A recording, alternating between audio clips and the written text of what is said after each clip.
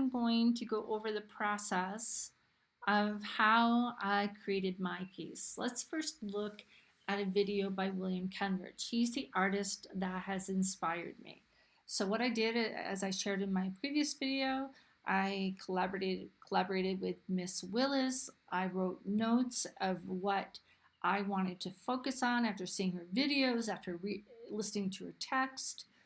And now I've decided I want to make an animation in the style of Kendridge. So I'm going to share with you how he does that. So what he does is he takes a piece of paper and he puts it on the wall. And then he draws a picture in charcoal. He has his camera about 10 feet away from his picture on a tripod.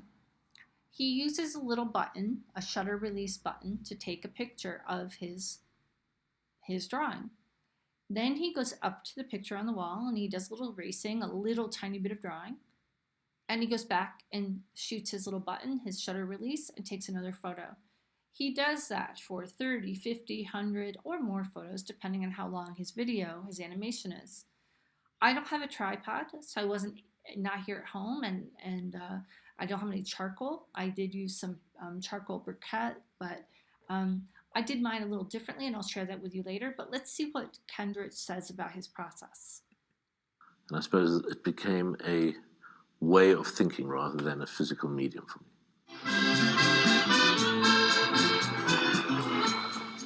Films are made without a script or a storyboard. So there are one or two key images that I know at the beginning of the film, and I'd start with drawing those. And literally, it's on day one when I say I want to make a film, usually by the end of the first day or the end of the second day, there's film that's gone through the camera. But a drawing is done on a sheet of paper that's on the wall of the studio, and halfway across the studio is the camera, so 4 paces away. And I'll draw the first image of the sea and shoot 2 frames with the camera, then walk back across the studio to the drawing. And on the same sheet of paper on the drawing, not make a whole new drawing, but just erase, for example, the top crest of the wave and change the shape of the white line minutely. Maybe add some more charcoal below. Walk back to the camera and shoot 2 more frames. And then walk back to the drawing and maybe make that white line fatter so that, in fact, the foam is getting thicker on the top of the crest of the wave. Maybe it's getting darker underneath. Okay, so you get the idea of that. I'm going to share with you another one of his videos really quickly because seeing his work is really interesting and very powerful.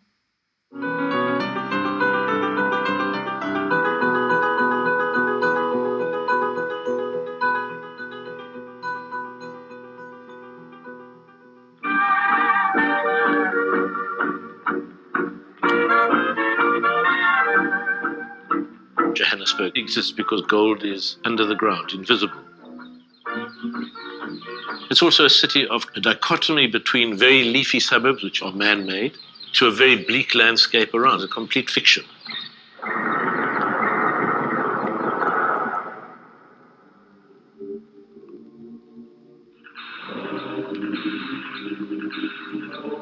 All the mountains that are there are mountains which have been taken out of the ground from the mines. So you can see that. And another one I want to share with you is from looking at the sculpture he creates. The reason I'm sharing that with you is that you could do a shadow puppet. You can see the face, it's all black. All of these sequences are designed to be shown on the fire screen at La Fenice Opera House in Venice. And it's an insane project. So a video could also be... It's a projection on a fire screen. A video could be a video of something you've created. Okay? So lots of different options. I would look up Kendridge. So this is Mrs. Willis's work. And for some reason, I can't open the video right now. But you can see the image. So this image is what inspired my piece in the beginning, and the movement and the gesture. So I watched the video. I saw especially how her hands and her body move. So I just did 3 or 4 movements because it takes a long time to do an animation.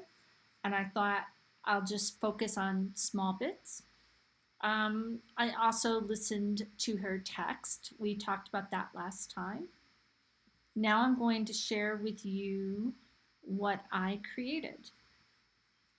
Okay. Okay, so you see this is the original drawing, and I put a mask on the person's face because in my piece I use the mask as a sign of lockdown.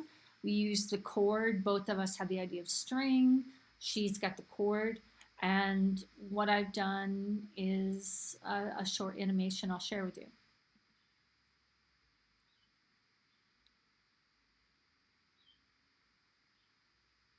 I'm using some language you see because she talks about communication. The birds are in my piece, but they also represent the idea of friendship. And here I am. The chords are around me. I'm writing. Am I writing a letter? Am I doing something with communication? These are words from her original text. The idea of the telephone and a cell phone and little things she says in her text. And then this empty frame with just a black line represents the idea of conversations that are impersonal with masses of people. Okay, or that loneliness because the conversation with one is gone. So that's how I did my piece. Okay, so I could have, this looks like a long piece, but you have to remember these slides, 2, 3, 4, 5, all the same slide, right? This slide is one word, it's just the same slide with words. So I really didn't do a lot. I repeat a lot of my slides. You'll see these slides are drawn, the hand changes. Look at the upper right hand, because it's one way, and then the fingers start appearing because of her movement. Okay, so there's movement in the hands and the body a little bit. So some of these are exactly the same picture, just repeated. Some are not. And then I add some language. So right here, the only difference in these frames is that I've added white and gray lines right here in Photoshop. Okay, so I'm going to share with you how I did that. So when you go into Photoshop, if you hit File and you go to New, it's going to bring you to this screen where you have to select something. Usually if you're doing like a single picture, it could be a landscape, you would choose that, custom. These are still pictures. For an animation, you're going to use HDTV. I'm going to hit create. So when you first have your screen, it looks like this. You have to go to Window, go down to Timeline, and click on Timeline. That's giving you this little timeline for your animation screens. If this bar down here does not say create animation, and it says video, switch it to animation, please. Then you're going to double click there and look, it gives you your first frame. If you've never used Photoshop, one thing to know is down here in the right hand corner, these are called layers, and I'll be discussing layers as we go through this. So what I have over here on my desktop is a selection of photos, okay, pictures of a drawing I did,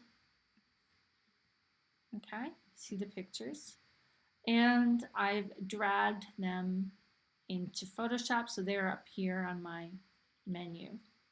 Okay, so I'm going to go to my very first picture in the sequence, 6566. I'm going to drag that away. I'm going to go back up here to Untitled 2 because that's the piece we're working on. And then I'm going to take this piece that I just dragged out here and I'm going to pull it into my frame. Now it's bigger.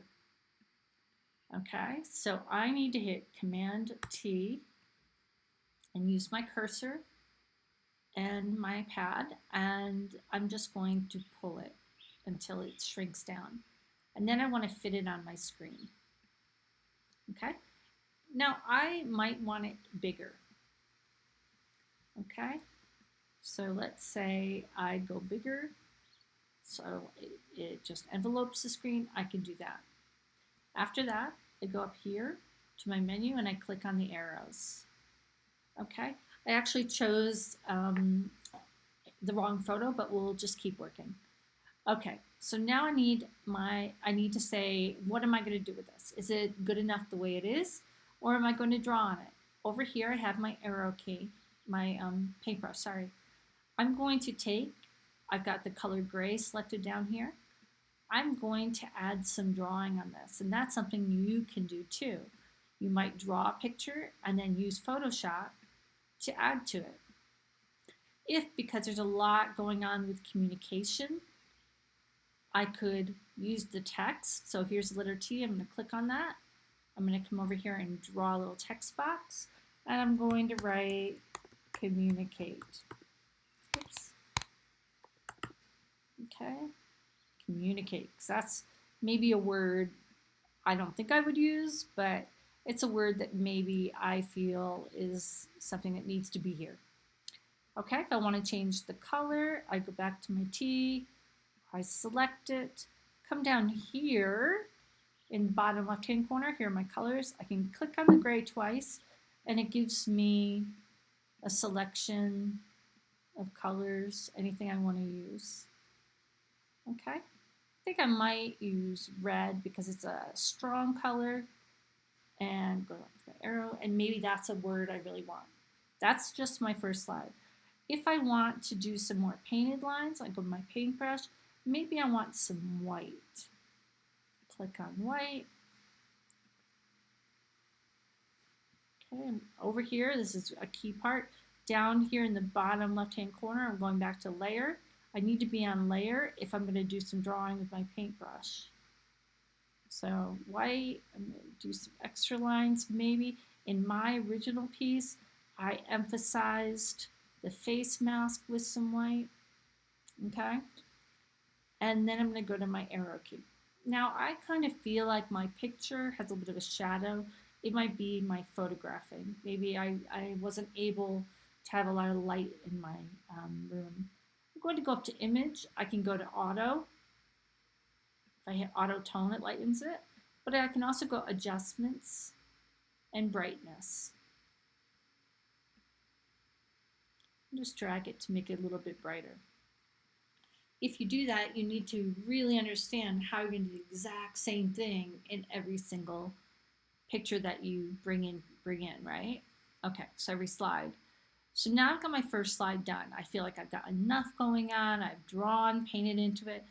You could do that too. Like I said, maybe you do a simple drawing, something that comes or resonates with you when you're looking at the other person's work, and you do that drawing, and then you can add more in Photoshop.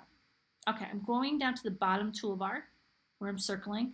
This little piece of folded paper, I click on that, and it gives me slide number 2.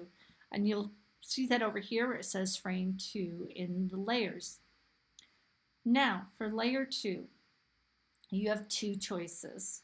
You can go to your next picture, or you can continue drawing on the same picture.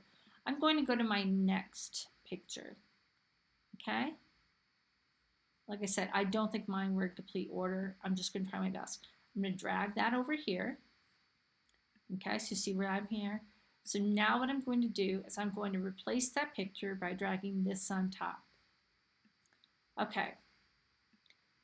Now, how will I know when it's the right size?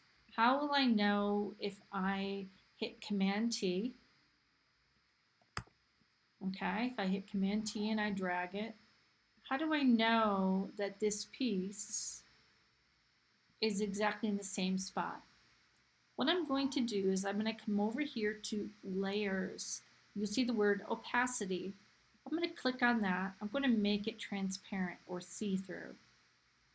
That's going to allow me to position it over my last drawing. You'll see it's still too big because my shirt does not fit exactly. So I'm going to shrink it down a little bit more. And I'm going to lay it over that. Shrink it a little bit more.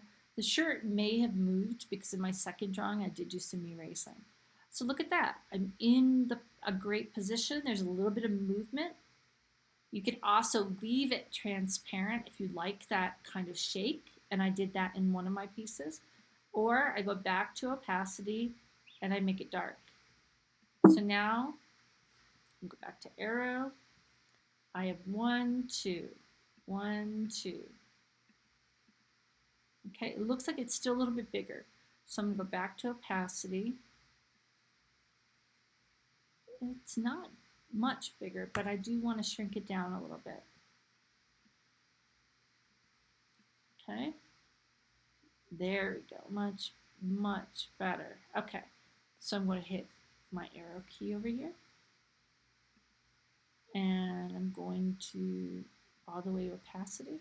Okay, so now what I'm going to do, I need to brighten it to the same brightness as the last piece. Okay, and I can do like I said before, I can bring this here and try to get it as close as possible. There, it's good. And then I need to line that up again.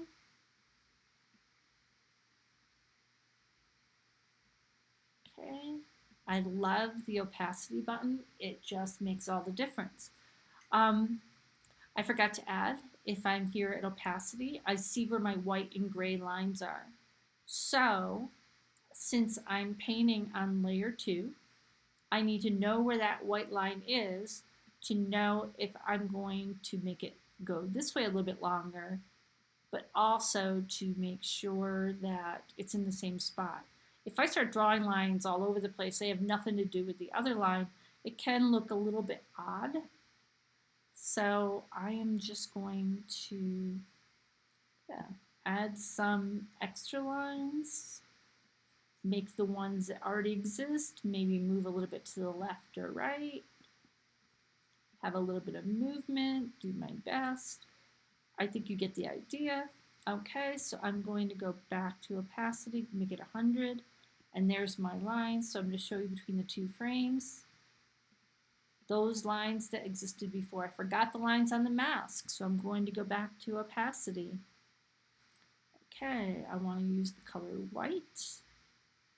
I'm going to do the lines on the mask again. I'm not going to do them exactly in the same spot. And the reason is similar to William Kendrick. He makes it dynamic and there's movement and it's really good. So keeping them static, not so interesting.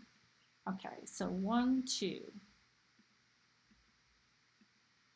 Okay, so I'm going to now go up. I'm going to, select another slide.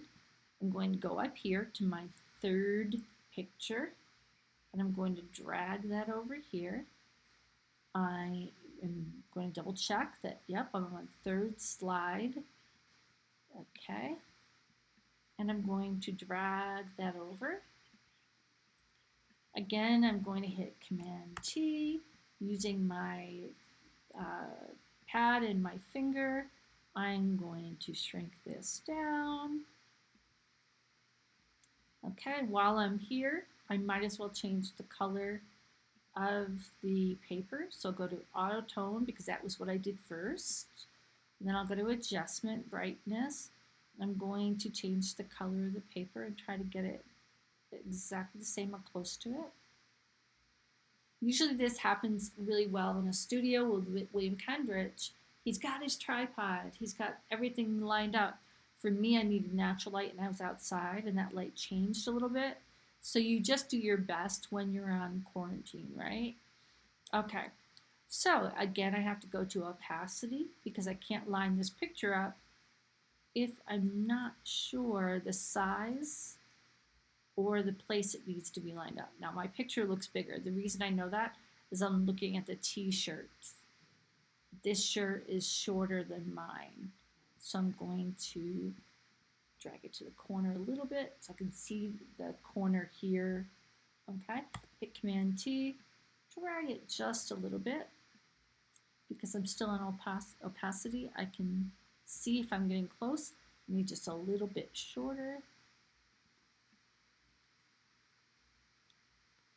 And that looks good. Go back to opacity. Oh no, I don't go back yet. Sorry, I'm still doing my gray, my white lines. So I go to my paintbrush. I'm on white. I'm going to make this line come up. I'm going to make this line come this way a little bit more.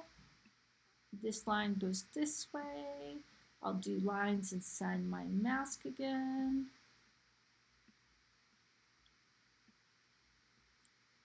Okay, I'll switch to gray.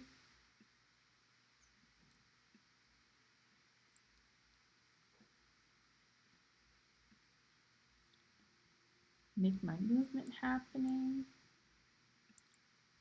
Now, if I want to add more words, I can go to text, and she said the word LOL, so LOL might be a new word. I might want to switch the color, so I highlight it. I go down here to the bottom left-hand corner of my colors. I'm going to switch to blue, let's say. Okay, back to my arrow to click off of that. I'm going to move this. All these words, by the way, are from different languages. I've got Chinese, and I've got Finnish, and I've got English, and I've got Zulu. So I've tried to really think about communication in the country I'm living in. You'll see the orange line in opacity is moving. It's because it's getting longer. Okay, so here we go. I'm going to click on, I want to make sure I click on my picture. Opacity goes back to 100. I'm going to share with you a quick step also. Once you have all your frames, you're going to select them all. Hold down your shift key and select, and then you collect how many seconds you want them to appear. It can be very fast or it can be very slow. I'll show you the difference. If we do 1 second, because I selected them all, they all turn to 1 second. That's 1 second. For some people, that might be too fast. So I'm going to select them all again. I'm going to go to 2 seconds, see if that makes a difference. I do like that. You could go even slower, but the slower you go, the movement will change drastically. Let's go to 0.5. But if time is going slow under lockdown, 5 might be good. I think for me, 2 seconds was good, but we'll show you one more time with 1. So you get the idea. Okay? And again, to just continue your steps, I'm going to click here. I get the next frame. I pull down the next picture. I'm just going to pull anyone right now. I'm going to pull that down. I'm going to drag that over. I'm going to match the colors. So I'm going to go auto tone because that was the first step. Brightness, contrast, make it brighter. I'm going to then hit Command T, make my picture smaller by holding my keypad. I'm going to go back over here to opacity because that's going to tell me the size I need it to be. It's still a little bit too big because I see the shirt is not the same length. Okay, just a little bit. I'm going to drag that on top. I'm just going to say that's good enough because I do want to move faster, but you're going to go back to opacity, okay? After you do all your gray lines and things like that. If you like the opacity like this so that you get this almost like double image, right? You can do that by just leaving it alone like that. But notice you'll have 2 strings and things look a little different. So I've showed you how you can take and lay out pictures. You can paint or draw on your pictures. If I want one of my frames to be just a single color white, what I can do is I can delete these.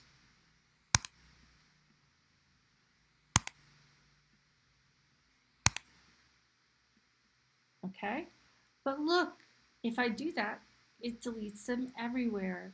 So I really can't do that. This is a really great lesson for you because if you delete the whole thing, right?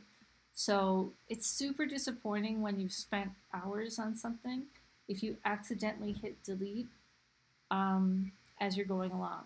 So what I would do rather than delete is you come down here, there's a line tool, but it can also be a rectangle tool. I'm going to take that and I'm just going to draw a white box over it. And for the words, the reason they are there, I'm going to show you a really great trick.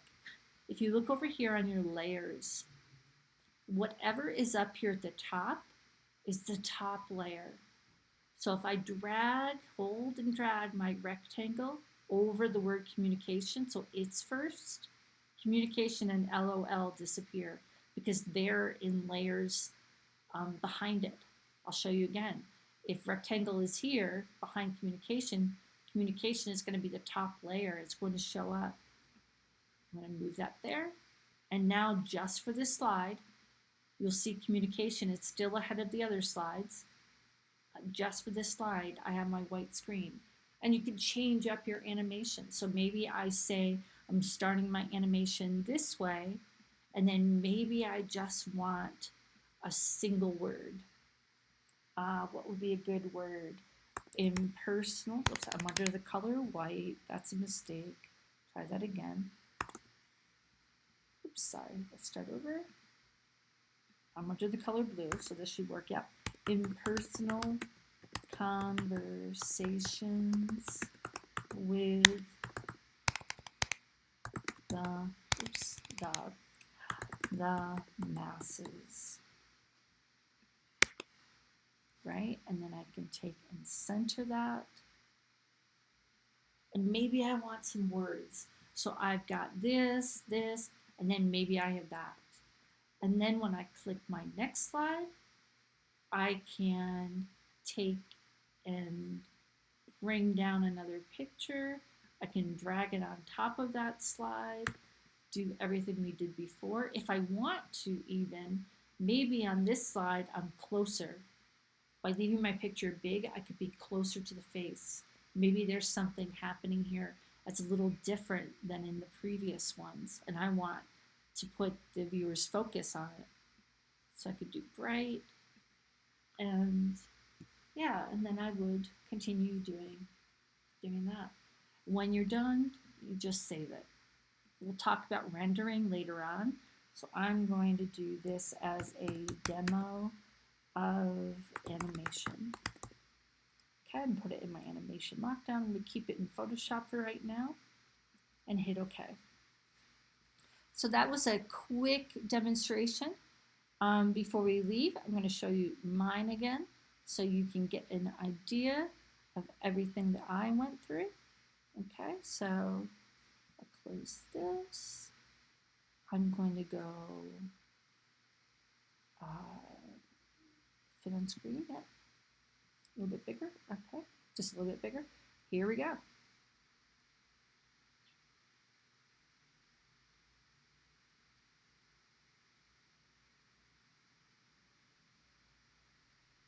With this, I photographed them and moved them, right? The reason I left this picture as still for so long is that Miss Willis might be reading while it's sitting there. With this, I just used a tool and drew this on a white screen.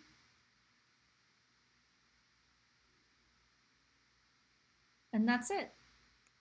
Okay, so good luck, and I can't wait to hear how you've collaborated and see what the collaboration looks like.